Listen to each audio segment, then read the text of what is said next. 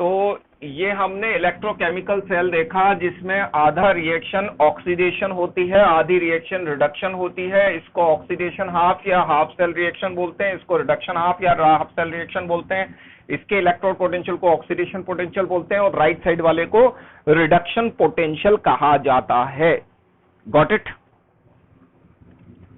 ठीक है। अब यहां पर एक टर्म और आती है और इसको बोलते हैं स्टैंडर्ड इलेक्ट्रोड पोटेंशियल। क्या बोलते हैं? Standard electrode potential. अब मैं आपको एक बात बता दूं, हम कोई भी चीज अगर स्टैंडर्ड कंडीशन पे कैलकुलेट करते हैं ना, तो इसका मतलब और कुछ नहीं होता, बस ये होता है कि हमने इलेक्ट्रोड पोटेंशियल कैलकुलेट करा है at standard temperature and pressure, NTP या एसटीपी।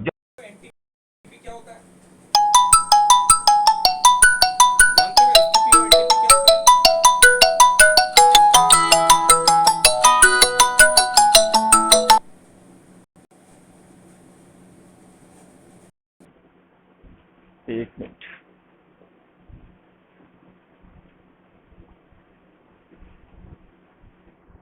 एनटीपी और एसटीपी जानते हो ना क्या होता है?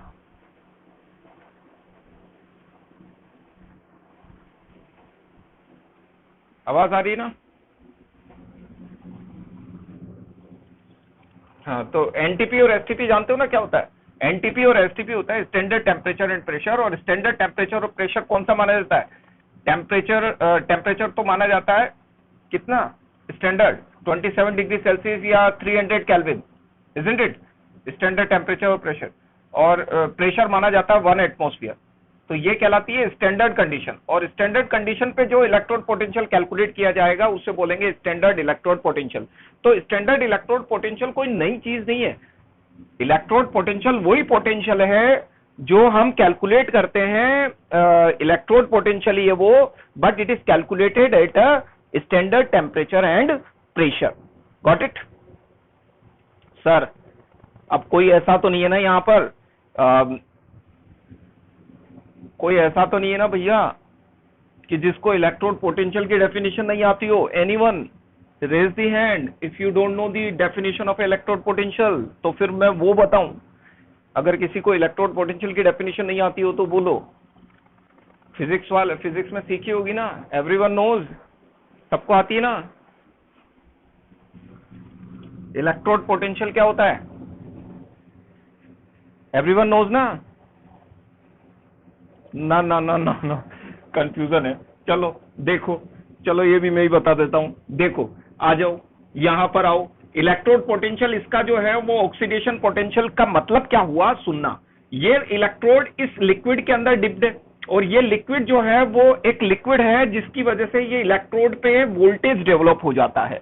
सुनना, इस लिक्विड की वजह से, इस लिक्विड और इस इलेक्ट्रोड के बीच में जो डिफरेंस है वोल्टेज का, उस वोल्टेज की डिफरेंस की वजह से जो पोटेंशियल डेवलप होता है वो कहलाता है इलेक्ट्रोड पोटेंशियल। और यही रेस्पॉन्सिबल होता है for flow of electron, for flow of electron. मतलब जैसे यहां पर जिंक +2 है, मतलब जिंक है और वो जिंक Zn+2 लेकर, मतलब यहां जिंक है, ये जिंक जो है इस इलेक्ट्रोड से 2 इलेक्ट्रॉन ऊपर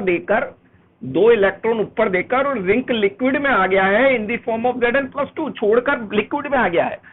और ये क्यों हुआ है? Due to potential difference. और इस पोटेंशियल डिफरेंस की वजह से ही यहां पर इलेक्ट्रोड पोटेंशियल डेवलप हुआ और इसी की वजह से इलेक्ट्रॉन फ्लो हुए। बात समझ में आ गई?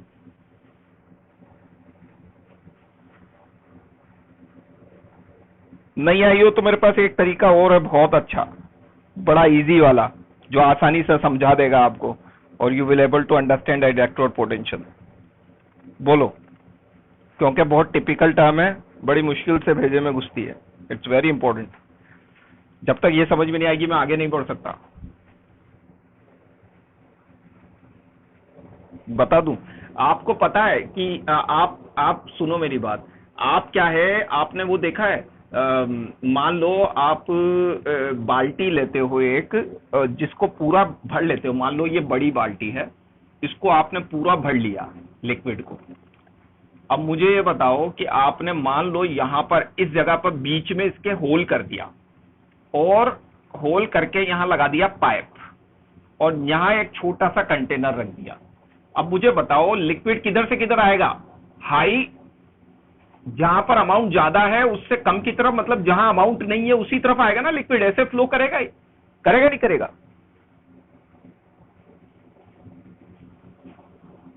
है ना। और ये कब तक फ्लो करेगा ये भी बता दूं मैं आपको। ये कब तक फ्लो करेगा? जब तक कि ये लिक्विड का लेवल इसके इस कंटेनर, दूसरे कंटेनर के लिक्विड के लेवल के बराबर ना आ जाए। यहां तक ये फ्लो करता जाएगा और ये सारा पानी किस में ट्रांसफर हो जाएगा? इधर ट्रांसफर हो जाएगा। ये पूरा होगा नहीं होगा?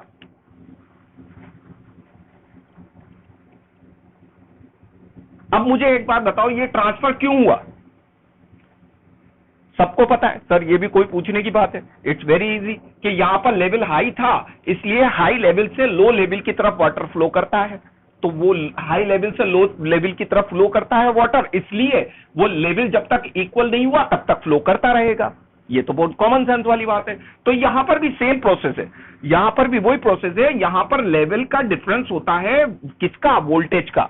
और वो वोल्टेज क्या है? पोटेंशियल। पोटेंशियल मतलब इलेक्ट्रॉन को फ्लो करने की कैपेसिटी, वो कैपेसिटी का डिफरेंस होता है इनमें। तो वो डिफरेंस जब तक इक्वल ना हो जाए तब तक ये क्या करता रहता है? इलेक्ट्रॉन को देता रहता है। जैसे इसको इसके इक्वल होना है तो ये 2 इलेक्ट्रॉन देकर इसके इक्वल होने के लिए इस लिक्विड में गिर जाता है Zn+2 होकर, और जिंक+2 लिक्विड में आ जाता है और 2 इलेक्ट्रॉन दे देता है ताकि इक्वलाइज हो सके level. This is called as electrode potential. और इसके लिए रेस्पॉन्सिबल है इलेक्ट्रोड पोटेंशियल। ये इलेक्ट्रोड पोटेंशियल है जिसकी वजह से इलेक्ट्रॉन रिलीज हुआ या इलेक्ट्रॉन गेन होता है। आगे समझ में?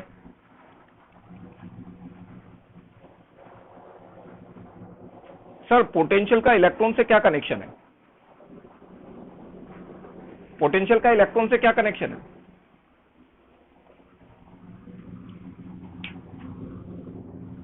पोटेंशियल का इलेक्ट्रॉन से मैंने थोड़ी कनेक्शन बताया, मैंने थोड़ी बताया, मैंने तो बताया नहीं है। मैंने ओम्स लॉ देखा है बस। आपको पता है पोटेंशियल का कनेक्शन करंट के साथ है। और करंट क्या होता है? चार्ज। चार्ज क्या होता है? इलेक्ट्रॉन्स। तो एक तरीके से वोल्टेज नंबर ऑफ इलेक्ट्रॉन पे तो डिपेंड करता है। तो अगर पोटेंशियल डिफरेंस होगा, वोल्टेज में डिफरेंस होगा, तो इलेक्ट्रॉन में तो डिफरेंस होगा। वो इलेक्ट्रॉन का डिफरेंस तो वोल्टेज के डिफरेंस को डिफाइन कर रहा है। यहां पर मैंने गलत थोड़ी बोला। वोल्टेज का डिफरेंस की वजह से ही, पोटेंशियल डिफरेंस की वजह से ही इलेक्ट्रॉन का फ्लो हो रहा है, क्योंकि एक दूसरे के दोनों डायरेक्टली प्रोपोर्शनल होते हैं। समझ में आ गई सबको? आगे बढ़ूं? अब आते हैं बहुत इंपॉर्टेंट बात पे। अगर कोई क्वेश्चन हो तो बोलो जल्दी से, otherwise we will start. Okay, देखो एक बहुत इंपॉर्टेंट बात यहां पर, और वो कहलाती है सेल पोटेंशियल। अब मुझे बताना, यहां पर जो है वो डिफरेंस आ जाता है बिटवीन दी 2 इलेक्ट्रोड्स, और इन इलेक्ट्रोड्स की वजह से इस इलेक्ट्रोड और इस इलेक्ट्रोड में पोटेंशियल का डिफरेंस आ जाता है। और ये पूरा क्या है? सेल। ये पूरा क्या है? सेल। तो मेरी बात सुनना, ये जो ऑक्सीडेशन पोटेंशियल है, मान लो इसको हम कह देते हैं ई ऑक्सीडेशन। ये कहलाता है ई ऑक्सीडेशन। ई मतलब पोटेंशियल और ऑक्सीडेशन का पोटेंशियल, तो ये हो गया ई ऑक्सीडेशन। और ये हो गया ई रिडक्शन। ये हो गया ई रिडक्शन। अब अपन को पूरे सेल का अगर आपको पूरे सेल का सेल पोटेंशियल निकालना है, this is called as cell potential. तो सेल पोटेंशियल कैसे निकलेगा? Cell potential will be calculated by E cathode minus E anode. अब मुझे एक बात बताओ कि यहां पर कैथोड कौन सा है? कैथोड है ये, और एनोड है ये। तो एक तरीके से ई रिडक्शन माइनस ई ऑक्सीडेशन यही होगा। अगर आपको सेल पोटेंशियल, पूरे सेल का पोटेंशियल निकालना है, तो इलेक्ट्रॉन जिससे जिधर जा रहे हैं उसके अकॉर्डिंग उसका पोटेंशियल ज्यादा है, इसका पोटेंशियल कम है, इसका ज्यादा है, तो वो फ्लो कर रहा है अकॉर्डिंग टू इलेक्ट्रॉन्स। मगर करंट जो फ्लो करेगा वो high potential to low potential करेगा।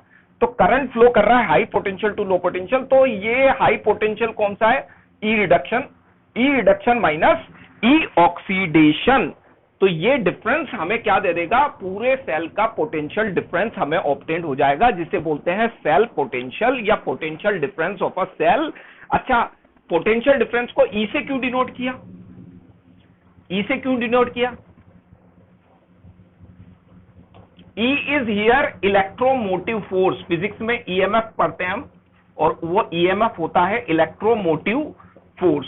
और ये इलेक्ट्रोमोटिव फोर्स जो है वो फ्लो ऑफ इलेक्ट्रॉन को बताता है, फ्लो ऑफ इलेक्ट्रिसिटी को बताता है, और इसीलिए इस फ्लो ऑफ इलेक्ट्रिसिटी को बताता है, इसीलिए इसको ईएमएफ से डिनोट किया जाता है। EMF, it is denoted as a EMF. Got it? Understood? अब देखो एक बात और, यहां पर एक चीज और, रिडक्शन वाली साइड कौन सी है? कैथोड। तो मैं इस फॉर्मूले को ऐसे भी लिख सकता हूं, ई कैथोड माइनस ई एनोड। इस फॉर्मूले को ऐसे भी लिख सकता हूं। अच्छा, ये जो कैथोड वाली साइड है, यहां पर रिडक्शन, यहां पर रिडक्शन हो रहा है, यहां पर ऑक्सीडेशन हो रहा है। ये राइट साइड है और ये लेफ्ट साइड है, तो मैं इसको एक तरीके से और लिख सकता हूं, E right minus E left. E not cell can also be written as E right minus E left. So तीन तरीके हो गए इस फॉर्मूले को लिखने के, और ये फॉर्मूला इन तीनों तरीके से रिप्रेजेंट किया जा सकता है। अब कोई क्वेश्चन हो तो बोलो। Anyone have any question?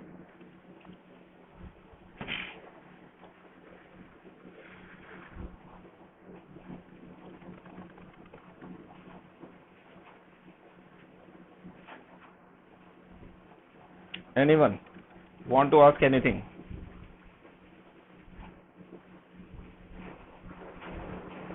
किसकी? हाँ, वर्किंग बिल्कुल। किसकी? सेल की? हाँ बिल्कुल बिल्कुल, वो वर्किंग पे तो अब आ रहे हैं हम, वर्किंग पे तो अब आ रहे हैं, वो टेंशन मत लो आप। तो बस ये फॉर्मूला जो बनाया ना, उस फॉर्मूले का तरीका देख लो, वर्किंग पे आ रहे हैं। अभी इसको पूरा रब करूंगा मैं, और इसके बाद ये ई नॉट सेल की वजह से जो इलेक्ट्रॉन फ्लो करे ना, वो ही समझाने जा रहा हूं मैं आपको, इसीलिए तो ई नॉट सेल बताया मैंने। हाँ बोलो।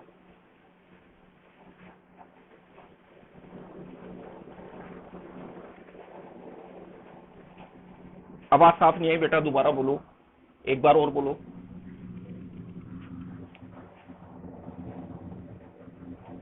हाँ, ई रिडक्शन का पोटेंशियल ज्यादा कैसे?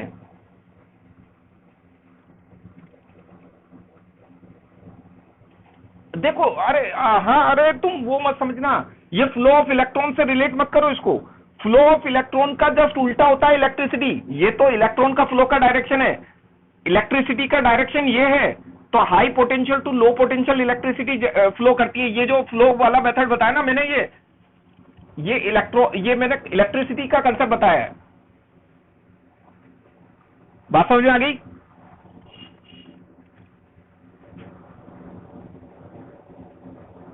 बेटा आवाज आ रही है किसी के मोबाइल से पीछे, माइक ऑफ करो। ठीक है, बात समझ में आ गई? उसको करंट से रिलेट करो, तो करंट से रिलेट करोगे तो ये high potential to low potential, current जो है वो ऐसे फ्लो कर रहा है, इलेक्ट्रॉन के रिवर्स डायरेक्शन में फ्लो करती है इलेक्ट्रिसिटी, ध्यान रखना। बात समझ में आ गई? तो high potential to low potential ही तो हुआ, हाई में से लो को ही तो सब्ट्रैक्ट करेंगे अपन।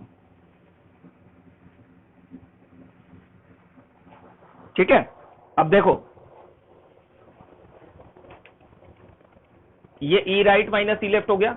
अब ये जो रिएक्शन है ये कहलाती है, अब मुझे एक बात बताना, ये जो फॉर्मूला है ये सबसे इंपॉर्टेंट फॉर्मूला है, इस पे डाल लेना, वेरी वेरी इंपॉर्टेंट। अब मैं कुछ चीजें सिखा रहा हूं आपको, उसके बाद में ये पूरा इसके अंदर फ्लो सिखा रहा हूं मैं आपको पहले, फिर उसके बाद इसका रिप्रेजेंटेशन का तरीका बताऊंगा मैं आपको। ठीक है, रब कर दूं?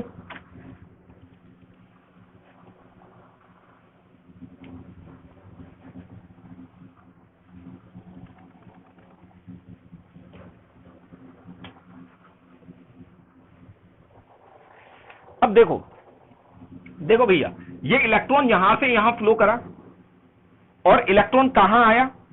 इलेक्ट्रॉन कहां आया, इलेक्ट्रॉन इसके पास आया, और इलेक्ट्रॉन इसके पास आया तो इसके पास आकर और इसने इलेक्ट्रॉन को किसको दे दिया, कॉपर को, और कॉपर ने इलेक्ट्रॉन लेकर वो कॉपर सल्फेट, कॉपर जो है वो गैदर्ड हो गया ऑन द इलेक्ट्रोड।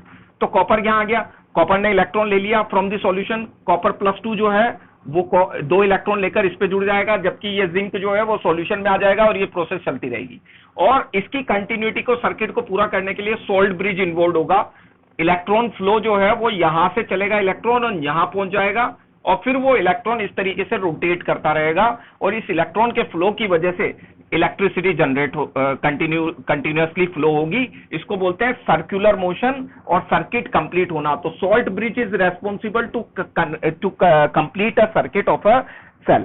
सेल के सर्किट को कंप्लीट करने का काम कौन करता है, सेल के सर्किट को कंप्लीट करने का काम कौन करता है, सॉल्ट ब्रिज। ठीक है, salt bridge have a very important role to complete this circuit. ठीक है, बात समझ में आ गई? हाँ बोलो।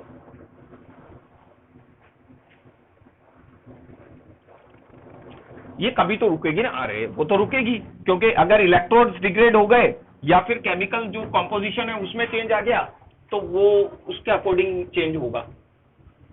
ठीक है, यहां पर केमिकल्स के अंदर चेंज आ गया तो वो उसके अकॉर्डिंग, और ना ऑटोमेटिक क्यों नहीं, अपन को कुछ नहीं करना पड़ेगा। या आप इस सेल को, इस बैटरी को यूज करते रहोगे ना, तो फाइनली सेल जो होता है वो डिग्रेड होता है ना। आप घरों में जो सेल लगाते हो तो वो सेल के अंदर जो है वो आप यूज करते रहते हो, तो वो इलेक्ट्रॉन फ्लो होने की वजह से, ये जो आपको मैंने एक बात बताई ना कि कॉपर यहां पर इकट्ठा होता रहता है और जिंक इसमें से टूटता रहता है, तो कभी तो ये जिंक इलेक्ट्रोड पतली होगी ना, और कभी तो ये कॉपर इलेक्ट्रोड मोटी होगी ना। तो जो पतला और मोटा होता है, देखो आजकल जो पतला हो जाता है ना तो उसकी भी प्रॉब्लम है कि ये तो बिल्कुल टाटक लिया है, मतलब बिल्कुल पतला है, और जो मोटा हो जाता है ना तो उसकी भी शादी में प्रॉब्लम आती है कि यार ये तो मोटा है, लड़का बहुत मोटा है यार, है ना, इजंट इट? शादमान आया ना?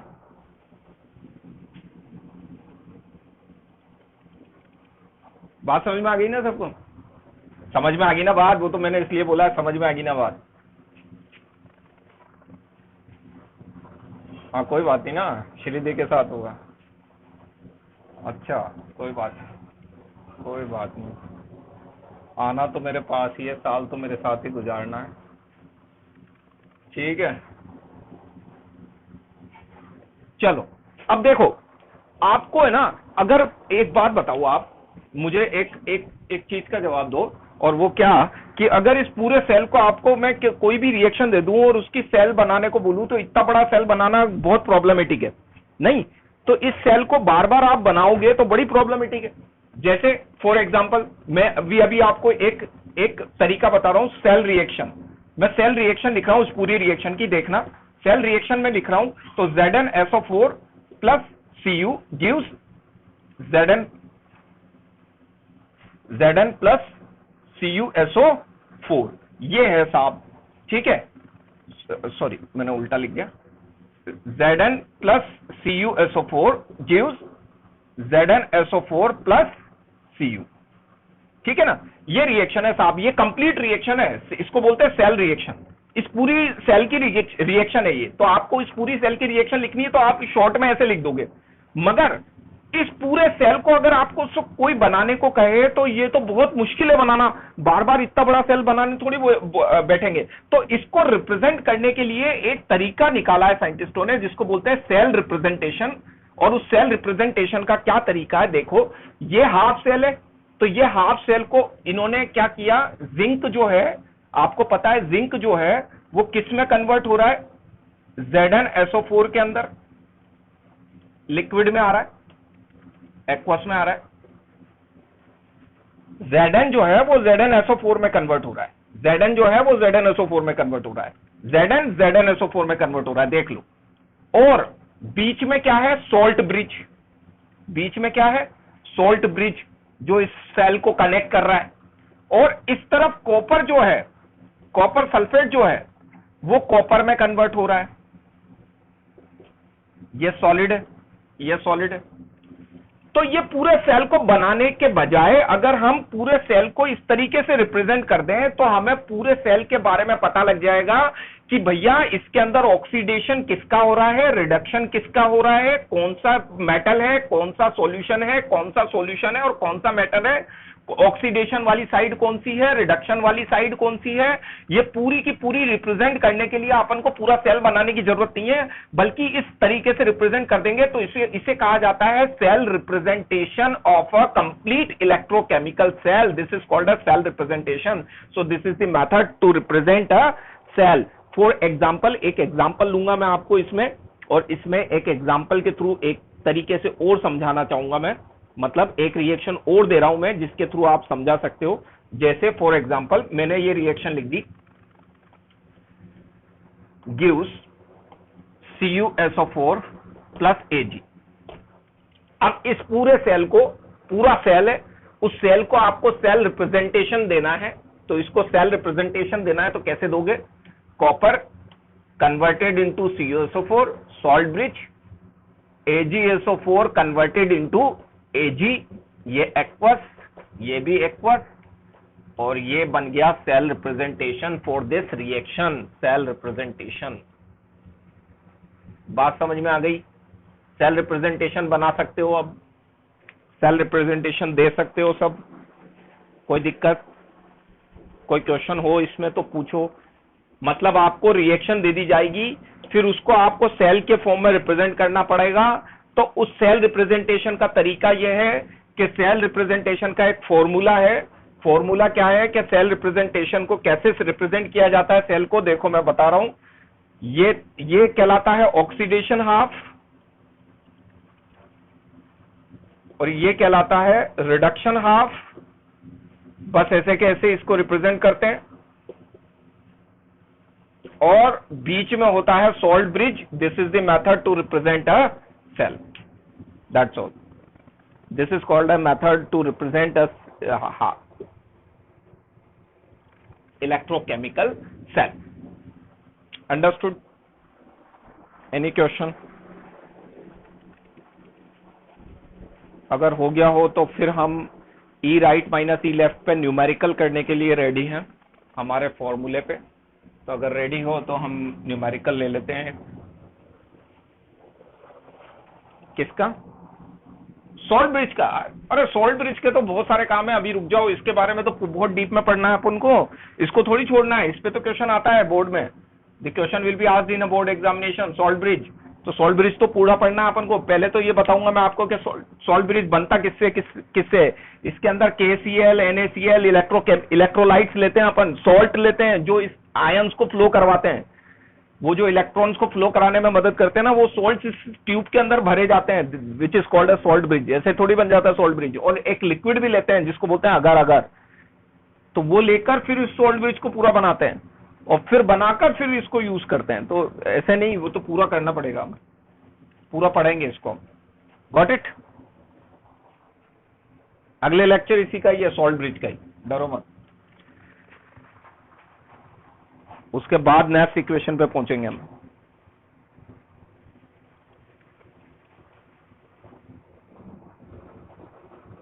बढ़े आगे?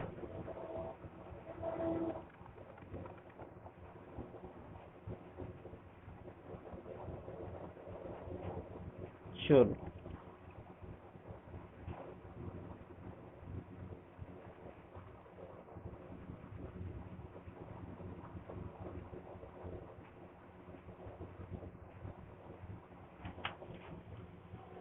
चलो भाई, हम न्यूमेरिकल ले रहे हैं, और न्यूमेरिकल का फॉर्मूला था हमारा E right minus E left. लो देखो भाई, यही रिएक्शन है, मान लो for example question, and the question is, ये का भी यही रिएक्शन है, और इसके अंदर E0 सेल निकालना है आपको। इलेक्ट्रोकेमिकल सेल दे रखा है ये, और इसमें आपको गिवन है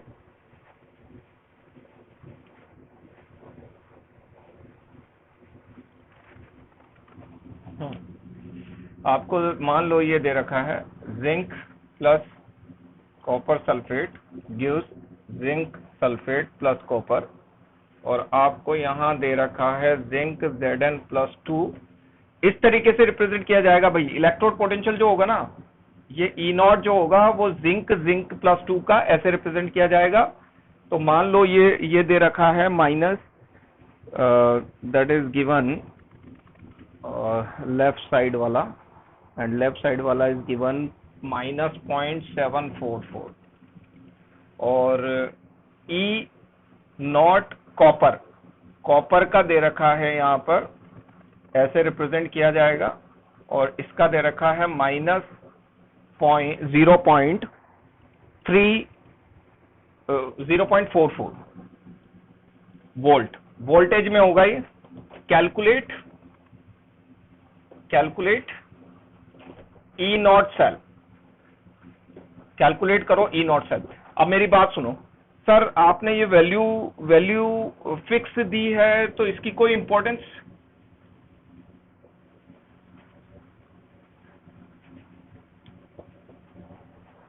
अब मैं आपको बता दूं, आपको एक चीज बता दूं, ये जो वैल्यू दी है ना मैंने, इस वैल्यू की भी इंपॉर्टेंस है। सेम वैल्यू के साथ न्यूमेरिकल एज इट इज पूछा जा चुका है many times it is asked in the examination as it is. अब मुझे एक बात बताओ, हमारा फॉर्मूला क्या था ई नॉट सेल का? ई राइट माइनस ई लेफ्ट। अब राइट क्या है?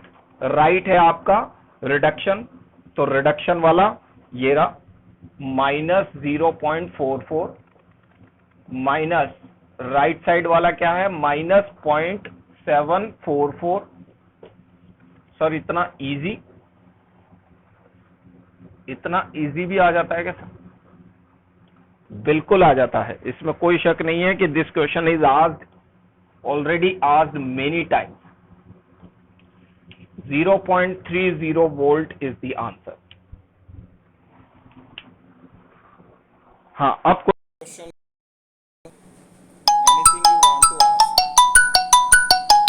Anything you want to ask?